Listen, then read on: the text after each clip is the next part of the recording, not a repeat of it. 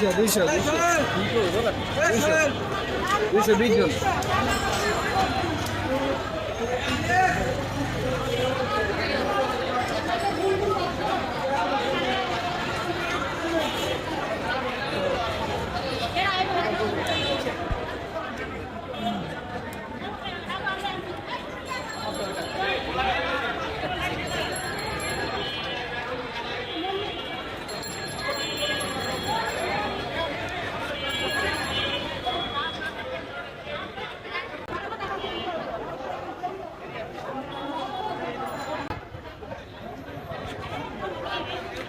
আমাদের মালিক পালিয়ে গেছে, এই জন্য আন্দোলন চলতেছে।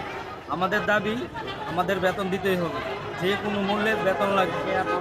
ওকে পাবো, আরও অনেক কিছুই পাবো, সে আমাদের বেতন দিয়ে যা করে করবে। আর কোনো বক্তব্য আছে?